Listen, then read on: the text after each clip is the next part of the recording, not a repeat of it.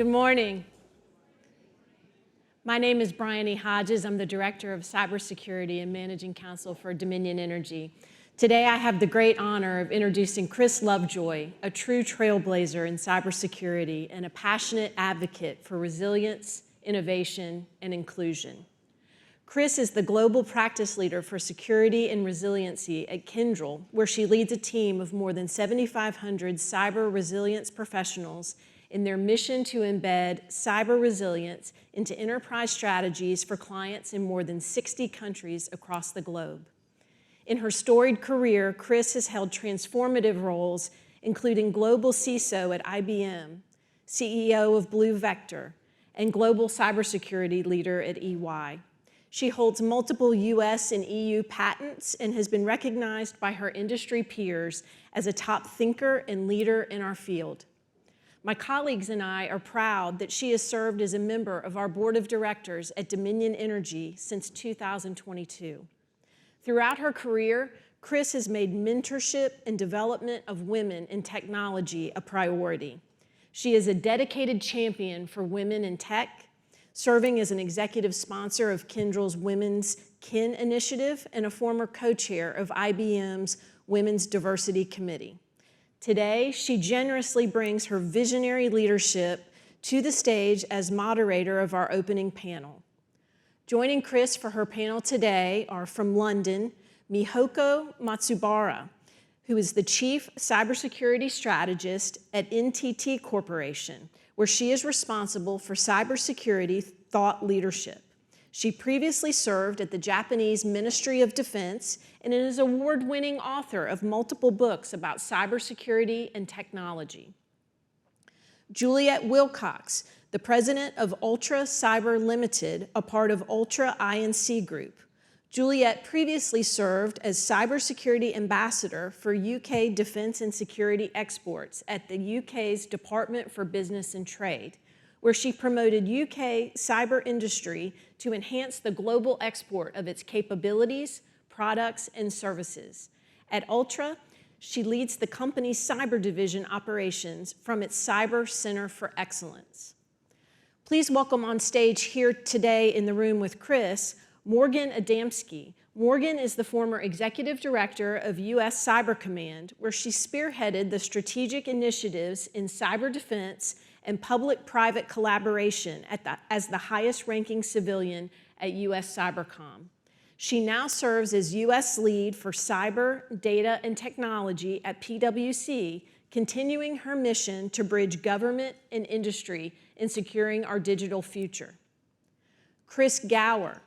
Kris is a minister counselor with the Australian Department of Home Affairs, where he leads strategic partnerships with U.S. agencies and coordinates policy across key national security areas in the Americas region.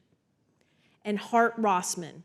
Hart is the Vice President of Security for AWS Sales, Marketing, and Global Services, where he leads a global team helping customers realize the benefit of galactic-scale cloud security solutions while innovating and deeply collaborating with teams across the broader AWS organization and partners.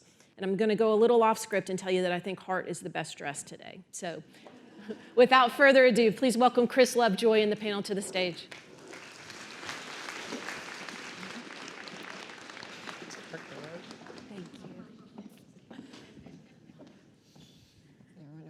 Hi, everyone.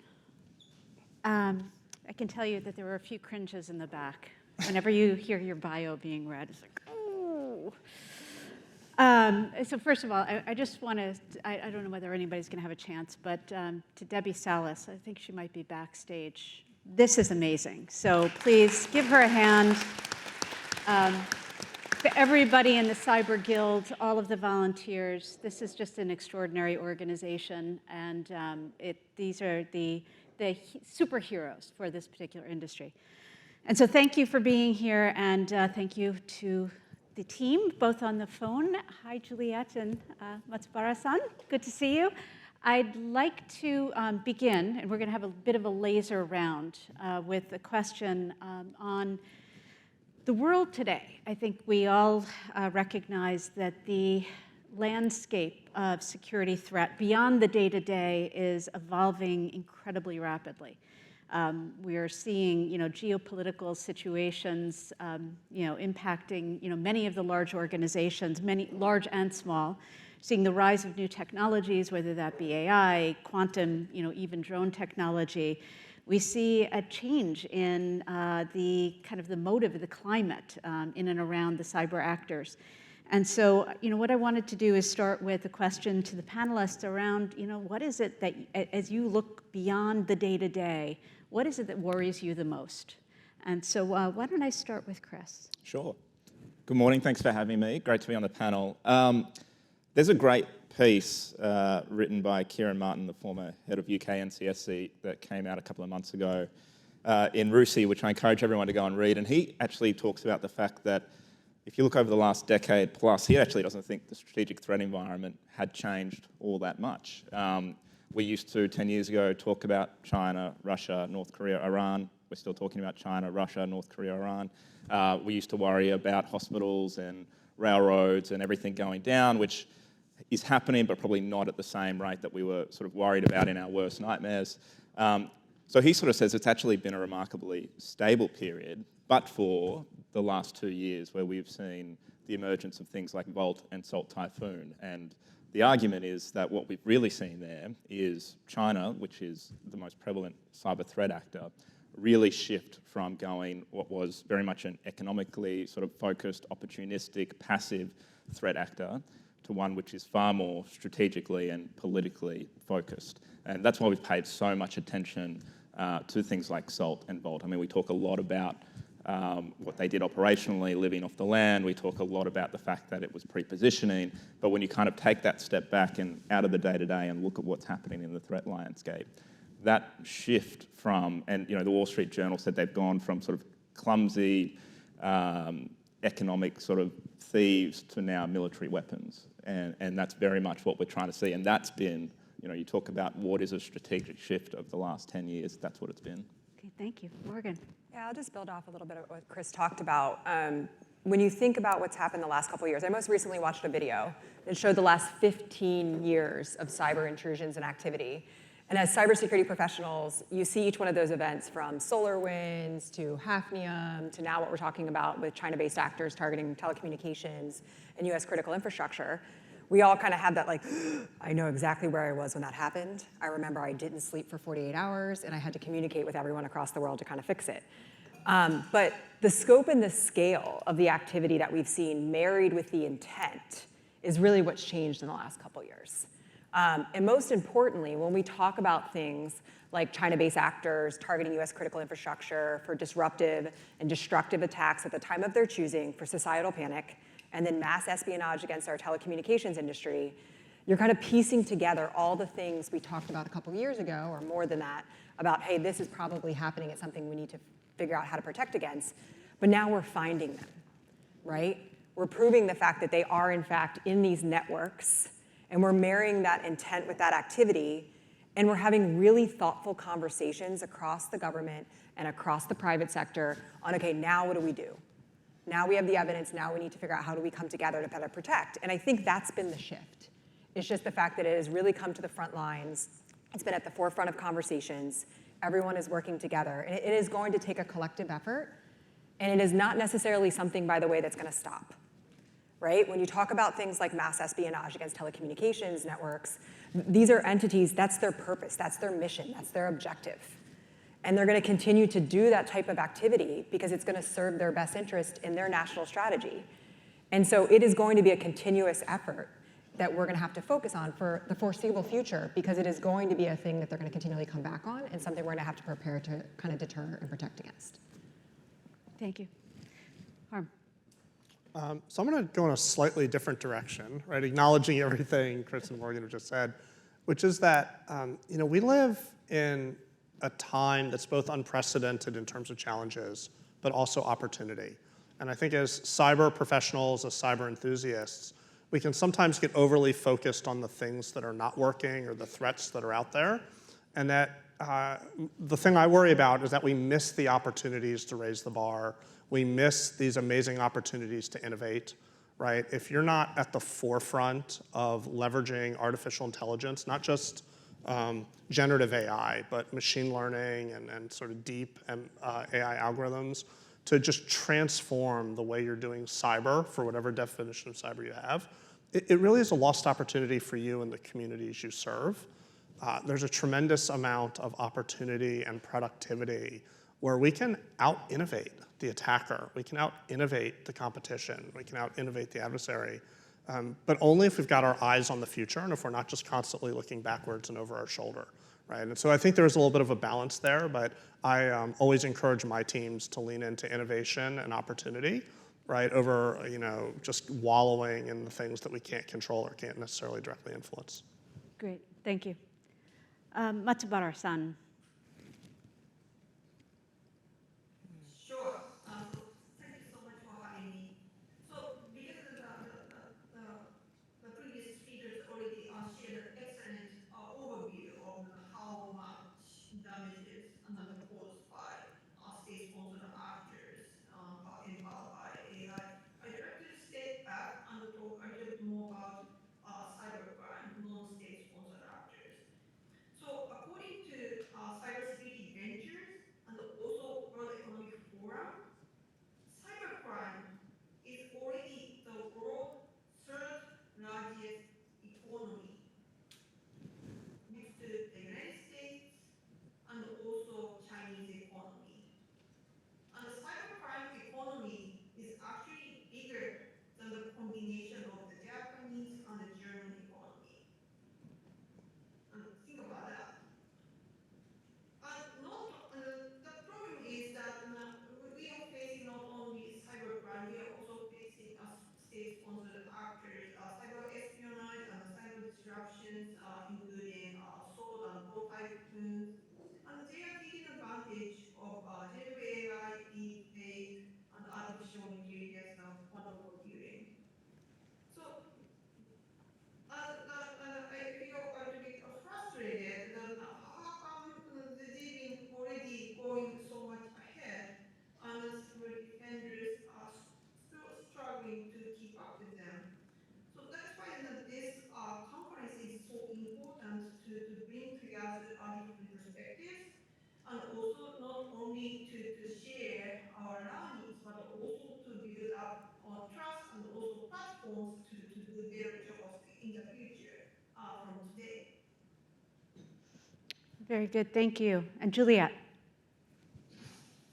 Well, thank you very much for having me as well. And I'm really glad you quoted Kieran Martin at the beginning of this. I think he's got an interesting perspective, but it also, I think, reflects that while some of the obvious attackers still are operating at volume, what has changed, I think, is the attack surface that is now available for them. And one of the things I think about is that we often think from the top down about what we're vulnerable, what is causing us vulnerabilities, but to also try and think from the bottom up and where are our risks at the edge, and the fact that so much of what we now do, including in my area in defence, is now going to be fundamentally reliant on digital technology and how we're protecting that. And I think that creates enormous vulnerabilities which are increasing at a pace which we can only imagine are going to be augmented with the new technologies. And for me, that forces me to think about, well, how are we thinking of the secure by design element of that? As technology rushes forward and we use it to our advantage but also create vulnerabilities, are we thinking enough about how we create security built into those capabilities?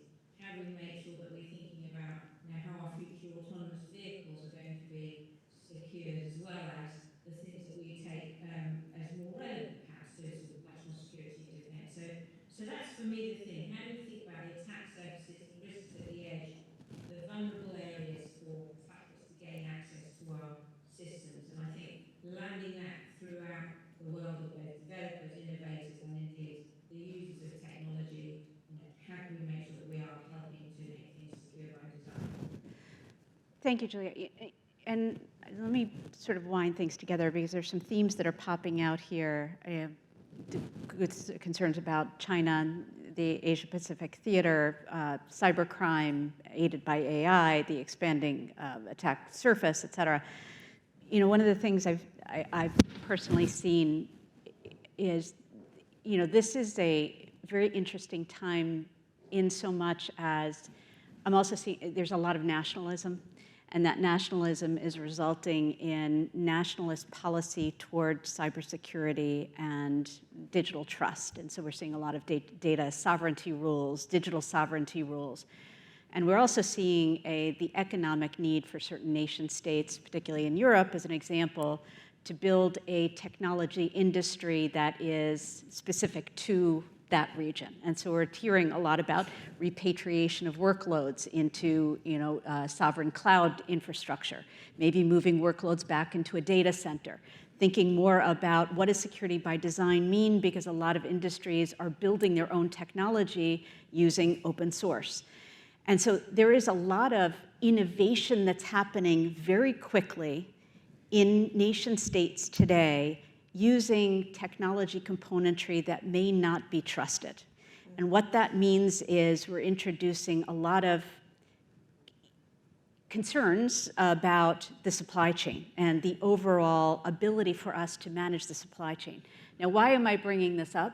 I'm bringing this up because all of you in this room, when you're thinking about cybersecurity, I think we all need to recognize that because of the technology, sort of the rapidity with which technology is being built, the way in which it's being built, where it is being built, are all having an impact on how we need to think about our jobs within this context. And so as you're thinking from the perspective of a defender, you need to be thinking about this differently. And as you're thinking about what is the next job I'm going to take, you need to think about that differently as well. So I want to poke on a couple of these themes, for a second, but also something that no one did talk about. And I want to ask sort of the question that is kind of the elephant in the room, which is AI and the extent to which AI is going to disrupt the cyber industry. I heard you say there's opportunity, right? And I think Juliette also said there is an opportunity for us to build, more capability. But what does that mean to the cyber industry generally, or the technology industry? Is there going to be a great disruption? So now I'm going to ask each of you a couple of thematic questions, but I'm going to ask each of you to just think about the cyber workforce element of this, perhaps as you're sort of answering. And I'm going to start with you, Juliette. Juliette, you've done a lot of work, sort of in the cyber diplomacy space. How are you thinking today about the international relationships vis-a-vis this particular area? Are you seeing kind of a disintegration? Are you seeing it coming together? What is the theme here? Well, that's a really interesting question, because of course all countries approach this slightly differently. So when you're thinking about as a cyber as a sort of vector of diplomacy, where we no, or previously had no sense of what are the international norms and what are the right way to behave in cyberspace, and how do countries take responsibility for their actions, and what can we and can't they do.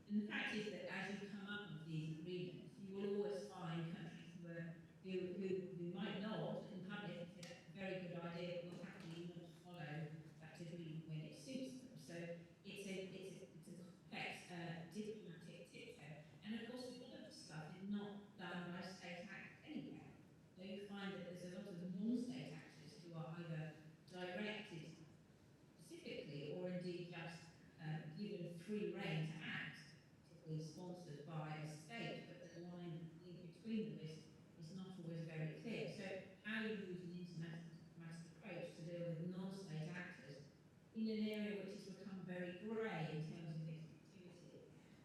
There are things that people do, and I think companies will attribute tax to specific state actors, and you can say, well, is that effective or is it not? You can see, and there is evidence, that when you attribute an attack to a specific state actor, it is disruptive to a certain extent, but only for a while. And that takes a lot of effort as well, because to attribute, you need to have reasonable confidence, and probably don't want to do it on your own either, because that creates another diplomatic issue for you. So there are things to be gained, but it's very small steps. Similarly with sanctions, if we're going to use sanctions as a way of curbing or curbing cyber activity, you've got to name somebody, otherwise the comparative sanction is going to have any effect. So there are some tools that are being developed and tested when it comes to challenging against hostile cyber activity. There are some difficulties in enforcing that on a global level.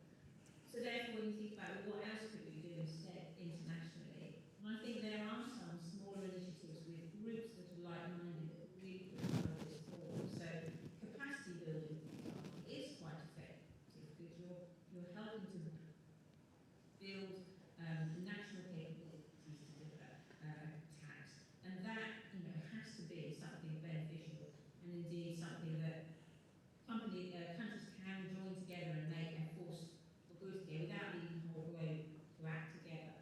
So task forces that are focused on actions, whether it's capacity building, whether it's understanding what security by design looks like and trying to create standards that invite everyone else to stick up to that sort of standard of development. I do think it's quite difficult to get the whole globe to come together on this. But when you talk about AI, and you want to talk about the workforce, and I'll sort of quickly bring this to a close to give other people a moment.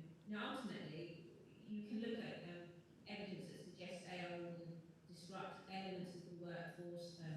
People will worry about it taking jobs away. Evidence also suggests that this technology will empower the global workforce. This will enable people to connect their own capabilities with something that will be enhancing. I think it is a massive risk if we don't work out how we can use some of the global approach to standards in AI, to safe use of AI, and to make sure that we underpin AI with the sort of principles of being able to develop it in a secure manner that's understandable and transparent. And all countries have approaches to that, where they all want to do something to try and make sure you harness the innovation, but keep control of the risks. Thank you, Juliette. Thank you. Matsubara-san, as NTT, obviously you are covering a huge expanse in your protection of corporate networks. From your vantage point, how are you navigating all of this international complexity vis-a-vis, sort of the evolving compliance requirements, and what are you doing to protect your clients? It's different than, perhaps prior years. Thank you. So if any of the audience doesn't know what NTT is, so NTT is a Japan-based ICT service provider, and also originated from telecommunication service provider. So for not only Japanese critical infrastructure companies, but also in the Indo-Pacific regions, from a geopolitical point of view, potential Taiwan contingency is a huge concern, because if it happens, although that everybody has a different opinion about what it would entail, but it might be a combination of not only disruptive cyber attacks by both Typhoon or other Chinese-sponsored actors, but also can be cable cutting and other even like a more aggressive physical impacts on critical infrastructure companies.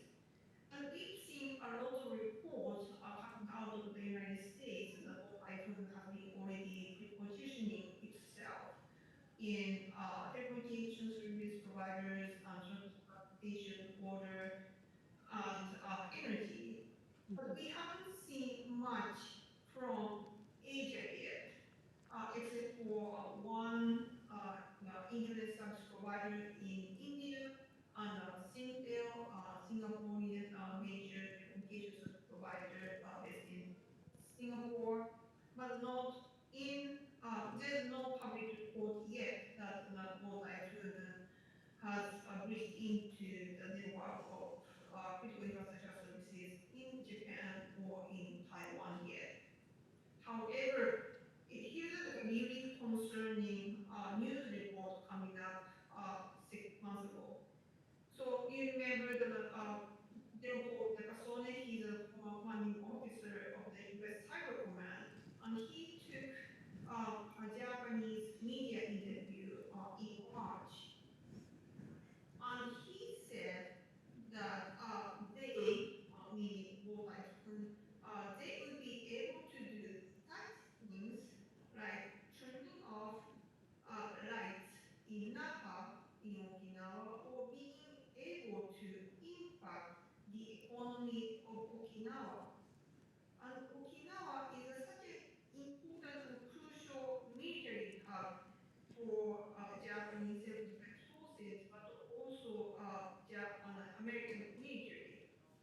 And the power generation from Okinawa are the 9%, almost 10% of the power generated in Okinawa is actually consumed by US forces in Okinawa. So that is why I'm very concerned and also interested to do more for the international collaborations on to deal with the Go Typhoon, even though that we see more news on Go Typhoon from the United States, but we should also pay attention to what's happening outside of the United States in the Indo-Pacific region for the resilience of critical infrastructure. Thank you. And I think that the word resilience is the key theme nowadays, particularly because of the geopolitical situation. And, for those of you, just to, take it back to home, because we're talking about this as a theoretical conflict.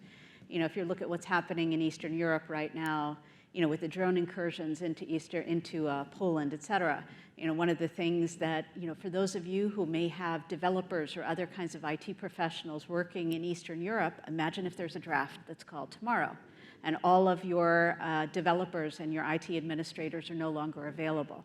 So as you're thinking about game playing here from a supply chain perspective, imagine shutting off part of the ecosystem that you're using to manage your IT infrastructure, and imagine what that would mean to you. So I'd like to ask you, Kris, representing Australia, I'm sure some of the concerns are the same, but how are you thinking about kind of the geopolitical landscape, supply chain issues, et cetera, from your vantage point?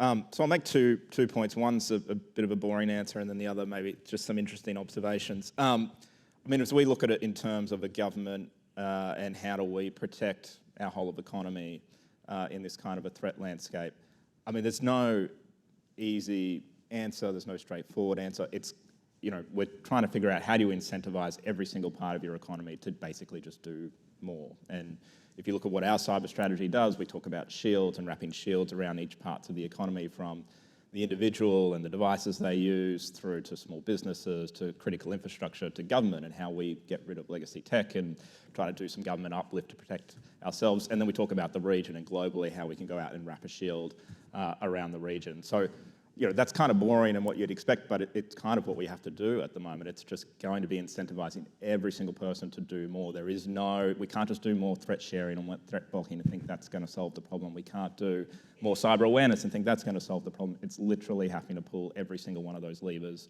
all the time, which is somewhat depressing in a resource sort of constrained environment. So that's sort of the boring answer. Two interesting observations, though, that I would make. And picking up on some of your earlier comments around trusted technology and making sure that we use that. Australia's all in on US tech. We wish we had our own AWS and Microsoft and everything else. We don't, but we evangelize those companies like crazy, particularly within our region and particularly within the Pacific, because they are front and center of this new threat environment that we face. They understand that, they know it. They're trying to defend themselves. And we need, and we talk a lot to US tech companies about how can we get you in there helping them. It's a commercially difficult environment to operate in just because of the population sizes. But it is so important because the alternative is the Huawei's, the ZTEs, the others of the world who will go in much cheaper and offer a product. So that's a bit of a call to action there. And then the second thing that I'd say is I've noticed a real shift in the last 12 months when I talk to industry now. Far less vendors coming in and trying to sell government a product, and a lot more of vendors coming in and saying, hey, like, we want to talk to you about how we think we can help solve this problem, and wanting to have a really genuine policy conversation, because things like Vault and Salt or even the ransomware, like, it's gotten to such a degree that these companies are sort of saying, hey, we think we've got some ideas that can help you do that, and we want to have a genuine conversation about it. And I think there's a challenge there for government to figure out how do we do that and work with industry better in that kind of a relationship and partnership rather than just a vendor-client relationship. Very interesting, thank you. I'm going to turn to Amazon for a second. And you've got a, you're representing all of Amazon. So you've got a very unique vantage point, you know, as a vendor in the space. And I think, you know, particularly in this, as you know, we're describing, I wish we had our own Amazon. We hear that a lot. How is it that you're thinking about, you know, securing arguably one of the world's most important infrastructures? Yeah, and by the way, you all can have your own Amazon. We're happy to work with any and all of you, right? Happy to do it. So I think there's kind of 2 points you're driving at, Kris. You know, the first, global supply chain. I really love something you mentioned earlier, and I'll draw a distinction, right? Too often in the cybersecurity space, we talk about supply chain in the context of scanning dependencies, so vulnerability management. We kind of get worried about maybe open source for, I'm not quite sure what reason, but people love to get worried about that. But if you think about what Kris was saying earlier, it really is a supply chain. And what we're thinking about is protecting the product of the interaction of every node across the supply chain. And I think an opportunity you have is not to put yourself as the terminus of the supply chain, right? So instead of just thinking about all of your suppliers like you're the endpoint, put yourself in the middle and say, how can I learn from what I'm doing with my suppliers and forward integrate that so that my customer benefits and my customer's customer benefits and their customer benefits, right? And when you do that and you think of yourself as part of the chain, first of all, it reinforces something we often talk about in cybersecurity, which is it's a team sport, right? And the second thing is that it really, in terms of cloud, reinforces a lot of the things we're already doing in the shared responsibility model, right? So you can take that inheritance from upstream in your supply chain and then deploy it with greater effect downstream. I can give you a couple of simple examples of the way Amazon's done that. So we have services like Route 53, which processes DNS, right, on behalf of our customers. And one of the things we realized is that with the scale and scope we have, we see a lot of malicious DNS traffic. And maybe there's something we could do about that to both help our customers, but also help our upstream suppliers and others in the DNS community. And so we implemented a system called Mithra that uses machine learning and artificial intelligence under the hood that blocks about 200,000 malicious domains a day, right? Another example is the system we built called Sonaris. And what Sonaris does is it looks for anomalous behavior on the internet targeted at Amazon endpoints. And it allows us to do things like block tens of billions of unwanted requests for S3 buckets for our customers and block literally trillions of malicious scanning attempts looking for unprotected EC2 services, right, or services our customers are running. And so those are things that customers can take advantage of, right, at scale, at scope, and as a supply chain type of solution, right? It's systemic, it's global in nature. So that's kind of the first thing. And put yourself in the middle of the supply chain. Don't put yourself at the end. And always be thinking like, anything I do upstream, how do I forward integrate that so my customer and their customer will benefit? And then the second point you're talking about is, you know, AI. The thing I'd sort of really focus on there is, I don't think it's disruptive enough in the cyber industry, right? I think, unfortunately, many cyber professionals are doing the trust but verify. And what that means for them is that in 10 years, they will probably be using the AI we're using today, right? They will have used sandpaper and taken off all the rough edges, and it will have been through every possible inspection and detection, and then finally will be able to use it in your particular environment. And we saw that, I think, with the early adoption of the internet in certain cyber communities, right? It was sort of like, wait and see, the network is scary, we don't want to connect to anybody else. It doesn't have to be that way, right? Who here today has built something using AI, right? That's fantastic. It's a good number of hands in the room, right? How many people have canceled a meeting in order to just build the thing that somebody wanted to talk about? Like, that should be your default, honestly. When you get a meeting invite for like, I want to talk about building this security thing, and we're going to do this whole long analysis, and in 6 months, then we'll ask somebody to do a prototype. Just cancel the meeting, fire up Claude for Code, fire up Kiro, ChatGPT, and just build it and send them the prototype, right? Like, you can do that today. And so the message there is like, don't be a consumer of AI where you're waiting for somebody else to sand off all the rough edges and eventually make it, whatever cyber ready means for your organization, right? Go be a builder and build the future using the technology we have today. Lest I have a heart attack, do that using secure by design principles, of course. So I just want to circle back to, kind of this theme of kind of rapid. Can I just sort of, as long as you kind of poked on that, I'm a security professional through and through, but I also have to say, like, secure by design is a point of view from things we've already done. And the way secure by design gets better is by building new things that are more secure. It doesn't get better by doing some security thing we learned 20 years ago. Yes, right. Unless you're running critical infrastructure and you take down the entire infrastructure, which could be bad. I acknowledge, right, that there are certain scenarios, but I think that's exactly my point is some people may take that concern and now not do anything. So Dominion, who's there running nuclear power plants? Okay, right. Good. Let's just make sure you know not to build anything and then just pump it right in there. Yeah. So just there are some infrastructures you need to be.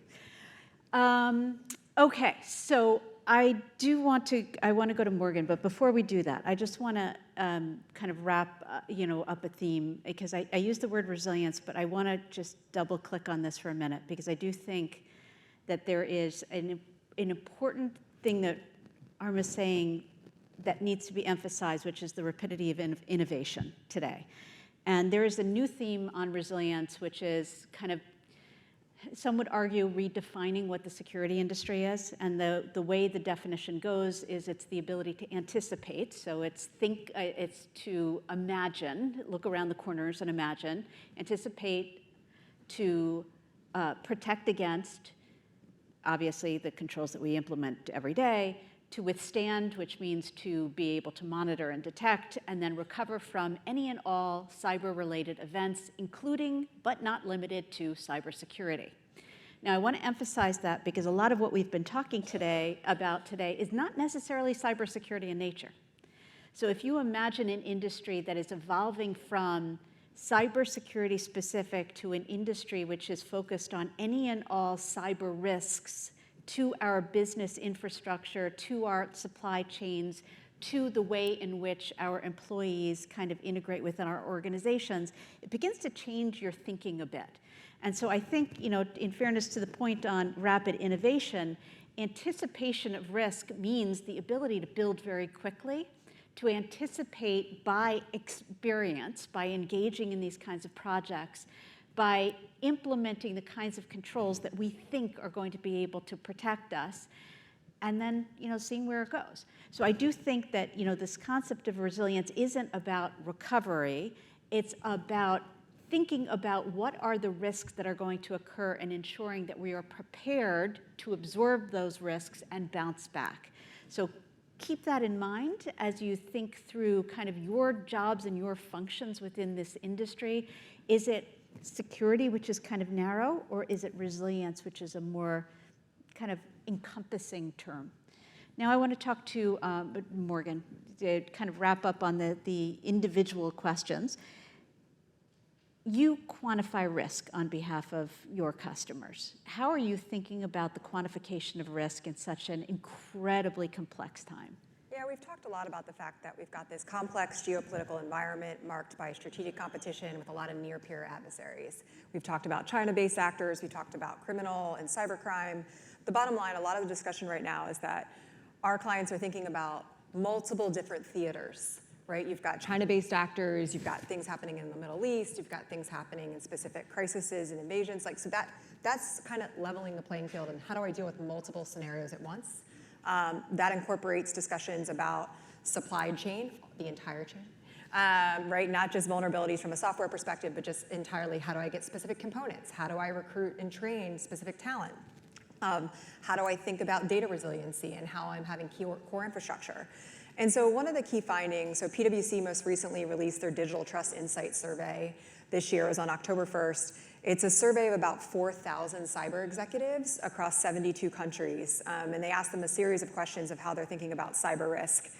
And the key finding that relates to geopolitical tensions is that we are seeing a 60% increase their cybersecurity budget because of rising geopolitical tensions. So they are recognizing that they have to think about cybersecurity and the impact it's going to have in all of those type of scenarios outside of just cyber. And so that's really key, but I still think that we're trying to figure out, okay, now that you've got that funding, what does it mean, right? How are you going to apply it, and how does that make sense? I want to circle back to the one question you asked at the beginning of the round of individual questions of what it means from like a cybersecurity workforce and AI. When we talk about how AI is playing into all of this as well, completely agree with Hart, right? Those who adopt it, integrate it, and use it quicker than others are going to really be on that successful path when you think about things like cyber defense and how they're protecting their networks. One of the things that comes up often when we talked about our clients in AI, though, is yes, you can build it, they will come, you can integrate it, it will help them see the efficiencies. But there's also this psychological component for a lot of individuals, right? Our workforces need to understand, like they have identity crisis. I'm a subject matter expert in this. I know how to do this process. I know how to do this, use this specific technology, and now you're talking about using AI. Who am I now? And so a lot of the conversations with our clients is you have to talk to your workforce and make sure they understand that it is not a replacement, it is a transformation. You are part of that transformation. Your skills, your experience, your expertise is still valuable. It can be used in these ways. We can offer skilling. So there's a mental aspect of it as well. It's not just a build it and they will come type piece of it. And I think that's a key discussion that we're having with a lot of our clients is to think about all the different facets that they have to consider as they're quickly, rapidly, and securely integrating AI into all of their business practices. Yeah, and I can't agree with you more. I think each of us has an ethical responsibility to ensure that our employees understand the value of AI and then do something proactive to enable them to, but keeping in mind you are the commander of your own careers. And so I would urge each of you to understand, again, be resilient, understand how AI is going to potentially change the way in which you work, and build the expectation for yourself that it is up to you to learn how to use it, apply it, and be the best at it. Because again, it is going to be AI with a human, not going to be a replacement necessarily, we hope. But that said, you're going to have to take that, be ambitious enough to figure that out. Okay, so I'm going to take one very, very short question. And sorry, I'm going to go over just by a couple minutes, but I have to ask this question. If you had to give advice to your younger self as to what to do, what not to do with your career, what would you do? So Matsubara-san, I'm going to start with you. So I would give an advice to younger version of myself to APT, Advanced Persistent Talent. Because you have to keep learning and you have to keep improving yourself. And also you have to be appreciative and creating and the good teams to be as a leader and as a follower. Because in a different stage of your life, you're going to be a follower and also a leader. So and you have to be also very, very ambitious to be better than today and also yesterday. So I would give that advice as an APT. Thank you. Juliette. Yeah, thank you. Well, I think I would say to always say yes more often than you say no. And when I think of my career, I have a law degree, and I managed to move that into learning Chinese, living overseas, getting into the tech world, ending up leading organizations in government and then in industry. And I don't think I would have ever imagined any of that at the beginning.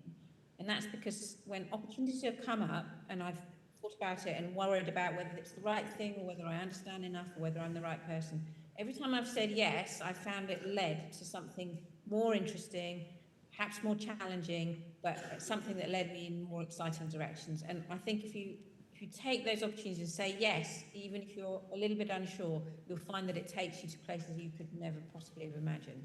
That's great advice. Thank you. Kris. So I wish I had valued earlier on the skill set of being persuasive, particularly coming from civil service and particularly working in cyber and tech. And I see it now all the time. Young officers coming up that are technically brilliant, have amazing ideas. They don't know how to tell a story. They don't know how to create a narrative, and they don't know how to cut through and be persuasive.